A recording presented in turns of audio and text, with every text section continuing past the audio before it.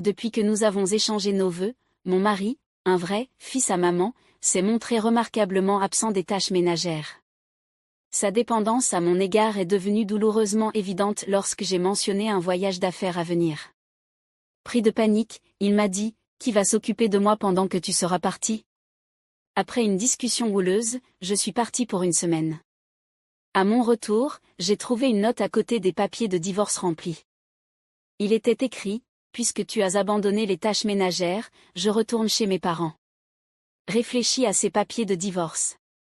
La colère montait en moi face à son audace de me menacer de divorce, mais en essayant de me calmer, j'ai commencé à voir la situation différemment. Peut-être que c'était l'impulsion dont j'avais besoin, peut-être que le divorce n'était finalement pas une si mauvaise idée. Résolue, j'ai signé les papiers le lendemain. Le matin suivant, mon mari, perplexe, est entré en furie, exigeant de savoir où étaient les papiers de divorce. Quand je lui ai dit que je les avais déjà déposés, il s'est effondré, complètement désorienté et en pleurs. Je m'appelle Grace, j'ai 32 ans, et je suis mariée depuis un peu plus d'1 an. Après l'université, j'ai gravi avec assiduité les échelons dans une entreprise prestigieuse. En approchant de la trentaine et sans partenaire romantique, mes parents m'ont tellement pressé de trouver quelqu'un que je me suis inscrite, à Contreségur, dans une agence de rencontres. C'est là que j'ai rencontré Edouard, un homme à la voix douce, quelques années plus jeune que moi, qui travaillait dans un cabinet mixte. Nous avons eu plusieurs rendez-vous, et son attitude respectueuse m'a fait croire qu'il était le bon. Quand il m'a demandé en mariage, j'étais ravie, imaginant notre vie ensemble. Cependant, notre mariage a révélé des défis que je n'avais pas anticipés. Après nos fiançailles, lors d'une visite chez mes parents, ils nous ont rappelé que le mariage était un engagement pour la vie. Grace, sois toujours présente pour Edouard, m'ont-ils conseillé, et j'ai acquiescé tandis qu'Edouard écoutait attentivement. Ensuite, nous avons rendu visite aux parents d'Edouard. Son père, Arthur, m'a accueilli chaleureusement en disant « J'ai beaucoup entendu parler de vous grâce à mon fils, c'est un plaisir de vous rencontrer enfin. » Sa mère, Michel, s'est montrée plus réservée, m'analysant avant de demander « C'est elle que tu veux, Edouard ?» Il a répondu avec assurance « Oui, maman, je veux l'épouser. » J'ai été surprise par son usage du terme « maman » et par la franchise de Michel. Arthur est rapidement intervenu, s'excusant pour l'objectivité de sa femme et m'assurant « Nous sommes très heureux pour votre mariage. Mais, juste pour que vous le sachiez, Edouard a eu une vie facile ici, il peut être un peu difficile. » Je les ai rassurés en disant que j'aimais le côté gentil d'Edouard et que je savais que nous nous soutiendrions mutuellement. Arthur s'est ensuite tourné vers Edouard, l'encourageant à faire des efforts et à me rendre heureuse. Edouard acquiesça sincèrement, et, peu de temps après, nous célébrons notre mariage avec une cérémonie discrète. À notre grande joie, mes parents nous offrent un appartement, marquant le début de notre vie conjugale. Cependant, il est vite devenu évident qu'Edouard n'était pas habitué aux responsabilités domestiques. Un matin, alors que j'étais occupée à faire la lessive et à préparer le petit déjeuner, l'alarme d'Edouard sonna à 8 heures, mais il continua de dormir profondément, malgré mes tentatives pour le réveiller. Il ne bougeait pas. Finalement, j'ai tiré les couvertures et lui ai donné une légère secousse. Lentement, il ouvrit les yeux et s'exclama avec irritation, « Eh bien, il est déjà 8h10. Pourquoi tu ne m'as pas réveillé ?» Je lui rappelai que j'avais essayé et que l'alarme sonnait aussi. « Maintenant, s'il te plaît, va prendre ton petit déjeuner. » En se frottant les yeux et en se traînant jusqu'à la table, il se mit aussitôt à se plaindre des œufs, et « Grace, cet œuf est trop coulant. Je ne peux pas manger ça à moins qu'il soit bien cuit. » Fais-en un autre, exigea-t-il. Surprise alors que j'étais en train d'étendre le linge, j'ai lutté pour contenir mon irritation et répliqué, « Alors, ne le mange pas. » Il rétorqua, « Pourquoi tu dirais ça ? Et ce café est trop chaud. » Maman réussissait toujours les œufs et le café.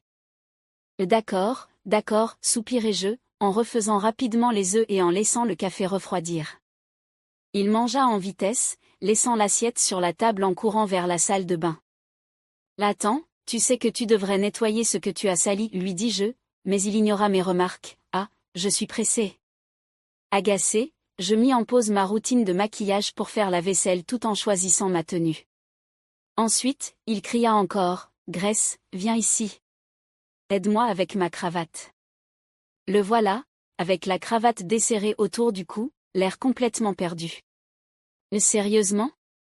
Tu ne peux même pas nouer ta cravate? Qu'est-ce que tu faisais avant qu'on se marie? Il répondit timidement, maman le faisait toujours.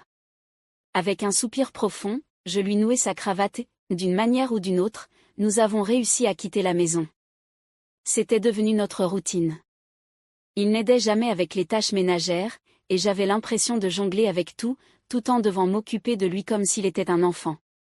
Chaque fois qu'un problème survenait, il disait « Maman faisait comme ça » ou « Avec maman, c'était différent », faisant toujours référence à sa mère, Michel. Ce schéma a continué pendant 1 an, et à mesure que la pression augmentait, des pensées de divorce commencèrent à se former dans mon esprit.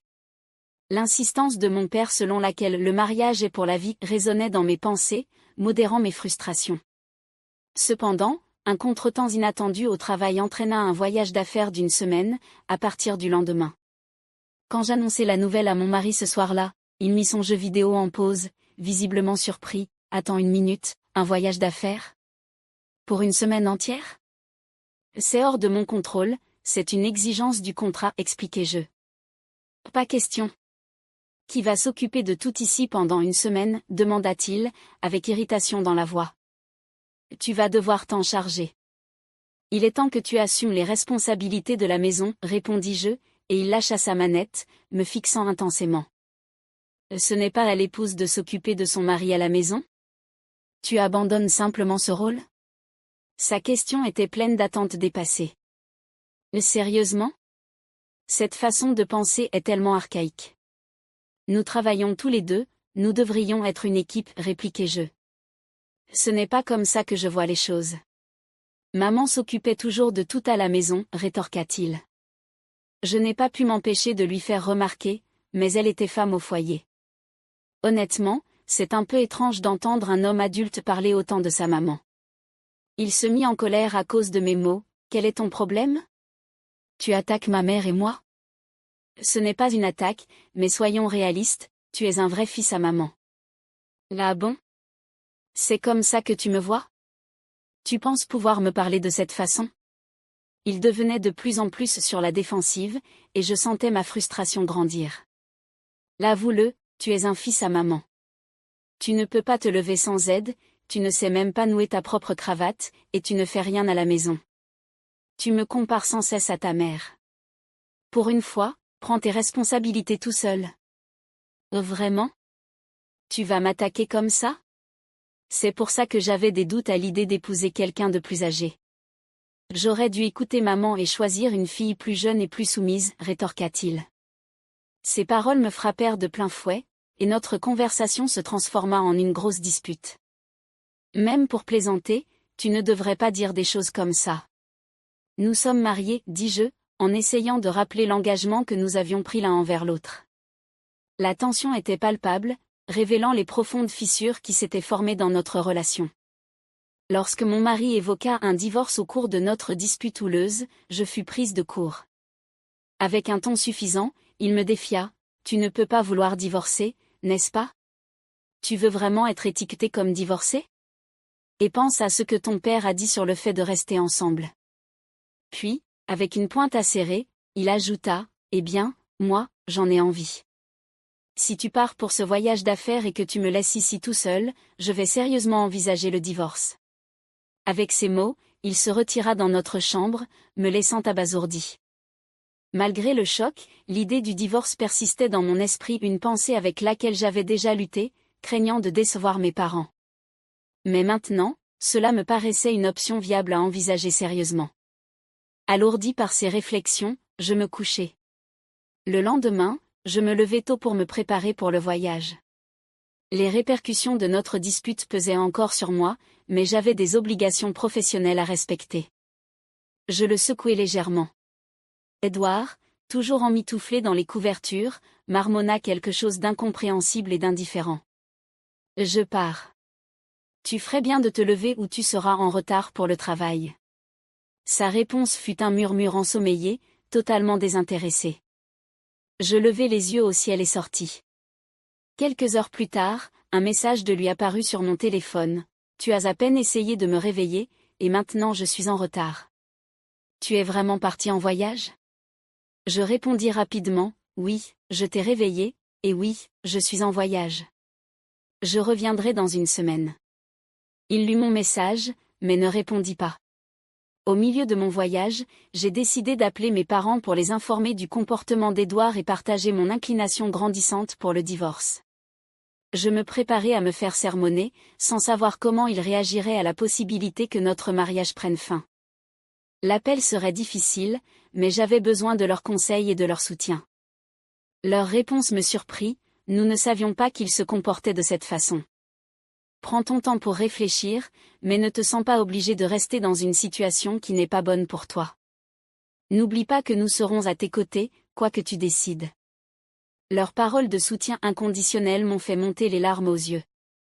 En revenant de mon voyage d'affaires, je ressentais un mélange de clarté et de détermination. Je savais qu'une conversation sérieuse avec Édouard était inévitable, et s'il ne montrait aucun signe de changement, j'étais prête à envisager sérieusement le divorce. Mon esprit s'emballait alors que j'entrais dans notre maison tard dans la nuit, pour découvrir qu'Édouard n'était toujours pas rentré. En regardant autour de moi, je vis un ensemble de papiers de divorce signés et un mot sur la table qui disait « Puisque tu as abandonné les tâches ménagères, je retourne chez mes parents. » Jette un œil au papier de divorce et réfléchis Y. Ma réaction initiale fut la colère. Comment osait-il me menacer de divorce? Mais à mesure que ma colère s'estompait, j'ai commencé à voir la situation différemment. Peut-être que c'était un signe que mettre fin à tout cela n'était pas une si mauvaise idée, après tout. Avec cette prise de conscience, j'ai décidé de déposer les papiers. Lorsque le divorce a été finalisé, j'ai ressenti un énorme poids se dissiper de mes épaules. Ce soir-là, je suis allée me coucher et j'ai dormi mieux que je n'avais dormi depuis longtemps. Le lendemain matin, alors que je savourais tranquillement une tasse de café, la porte s'ouvrit brusquement et Édouard entra, visiblement irrité. « Pourquoi n'es-tu pas allé chez mes parents pour t'excuser? Qu'est-ce qui t'arrive? Demanda-t-il, son tempérament enflammé. Puis, en remarquant l'endroit vide où se trouvaient les papiers du divorce, son expression passa de la colère au choc. « Attends, où sont les papiers du divorce? » « Oh, je les ai déposés, répondis-je calmement. »« Tu as fait quoi? » Il semblait comme s'il avait reçu une gifle. « Tu es vraiment allé jusqu'au bout? »« Tu es devenue folle, s'exclama-t-il, incapable de cacher sa surprise face à ma décision. Voir que je restais ferme le laissait complètement désorienté. « Ça suffit, je vais appeler mes parents. »« Et bien sûr, fais donc, répondis-je, indifférente à sa menace. Je savais que j'avais pris la bonne décision pour moi. 1 heure après notre confrontation, je ressentais une sensation de clarté s'installer. Quand les parents d'Édouard, Michel et Arthur, arrivèrent à notre appartement, Michel me vit immédiatement et s'exclama de manière dramatique, « Toi! Comment peux-tu divorcer d'Édouard comme ça? Quel est ton problème? » dit-elle. Je répondis froidement, s'il avait déjà rempli et préparé les papiers du divorce, cela ne montre-t-il pas qu'il voulait partir? Est-ce que c'est un problème? Comment peux-tu être aussi audacieuse, juste en étant sa femme, rétorqua-t-elle. Avant que la situation ne puisse dégénérer, Arthur intervint fermement, et le silence s'installa dans la pièce. Se tournant vers moi, il dit, « Grace, peux-tu nous expliquer ce qui s'est passé? » J'acquiesçai et commençai à détailler les problèmes récurrents, notre dispute avant mon voyage et les papiers de divorce qu'Édouard avait laissés pour moi. J'étais à bout, il semblait vouloir le divorce, alors j'avais décidé d'avancer. Je soutenais le regard d'Arthur, espérant lui faire comprendre l'étendue de ma frustration. Une fois que j'eus terminé, Édouard intervint, « Maman, papa, vous ne voyez pas qu'elle a tort? Dites quelque chose. » Michel prit rapidement la défense d'Édouard, « Oh, Édouard, mon pauvre bébé, elle est tellement précipitée. Tu devrais annuler le divorce immédiatement. Il n'y a aucun moyen de revenir en arrière, notre divorce est définitif. Nous sommes désormais des étrangers, déclarai-je fermement. Le visage de Michel devint rouge, et elle ouvrit la bouche pour répondre, mais Arthur l'interrompit à nouveau, « Tais-toi, Michel. » Puis il se tourna vers moi, s'excusant pour le comportement d'Édouard, avant de se tourner vers lui, les yeux écarquillés de surprise, « espèce de tête de mule, je savais que tu avais des problèmes, mais utiliser des papiers de divorce comme menace? Incroyable. Tu l'as bien mérité. Michel tenta d'intervenir, mais Arthur ne céda pas, c'est en partie ta faute, Michel. Tu l'as trop couvé. Fais attention, si tu continues comme ça, je finirai par te divorcer aussi. La tension dans la pièce était palpable alors qu'Arthur confrontait la réalité de la situation, laissant Édouard et Michel sans voix. Après cette discussion intense, Michel semblait visiblement secouée, l'esprit préoccupé par la menace inattendue de divorce faite par Arthur. Elle marmonnait pour elle-même, perturbée. Arthur se tourna alors vers moi, avec une expression de sincère regret. « Grace, je suis profondément désolé pour les problèmes que notre fils irresponsable t'a causés. Il est clair qu'il a encore beaucoup à apprendre. S'il te plaît, continue ta vie et trouve le bonheur. » Arthur implora, avec une véritable inquiétude. Je le remerciai pour sa compréhension et observai tandis qu'il quittait les lieux, emportant avec lui un Édouard abattu. Il ne fallut pas longtemps pour que la nouvelle se répande dans notre cercle social. Arthur décida de couper les liens financiers et émotionnels avec Édouard, une mesure drastique destinée à le forcer à devenir plus indépendant. Peu de temps après, la vie d'Édouard prit un tournant désastreux. Il déménagea dans un appartement modeste et mal entretenu, sa première expérience de vie véritablement seule. La transition fut tout sauf fluide, sa nouvelle maison tomba rapidement dans le chaos, reflétant le désordre de sa vie personnelle. Sans personne pour le soutenir et avec l'habitude de toujours être en retard, il perdit bientôt son emploi, incapable de suivre une routine. Pendant ce temps, la dynamique au sein de sa famille se détériorait encore davantage. Michel, qui s'était toujours immiscé dans les affaires d'Édouard, dépassa une fois de plus les limites, ce qui provoqua une grande rupture avec Arthur, menant à leur séparation. Michel s'installa chez Édouard, et ensemble, ils luttèrent pour retrouver une certaine stabilité, vivant de petits emplois mal rémunérés. Leur vie devint une série d'événements malheureux et de mauvaises décisions, sans chemin clair vers une amélioration. En contraste, ma vie a pris un tournant complètement différent. Libérée du stress quotidien et de l'épuisement émotionnel de ma relation avec Édouard, je me retrouvais seule dans notre appartement, qui paraissait désormais étonnamment spacieux et rempli de potentiel. Avec une énergie renouvelée et un nouvel objectif, je me consacrai à ma carrière. L'absence de l'influence négative d'Édouard me permit de prospérer au travail, et ma vie professionnelle s'épanouit en conséquence. Me sentant libérée et optimiste, j'embrassai ma nouvelle indépendance. Mon espace de vie se transforma en un véritable sanctuaire, où je pouvais me détendre et planifier l'avenir. L'amélioration de ma vie professionnelle était palpable, chaque jour apportait une sensation d'enthousiasme et d'anticipation pour ce qui allait arriver. Le contraste entre mon existence florissante et le déclin d'Édouard et de Michel était frappant. Bien qu'ils ne fassent plus partie de ma vie, les leçons apprises durant notre temps ensemble résonnaient profondément, renforçant mon engagement envers la croissance personnelle et le bonheur. Si cette histoire vous a plu, n'oubliez pas de laisser un like et de vous abonner pour avoir accès à plus d'histoires comme celle-ci. Passez une excellente journée.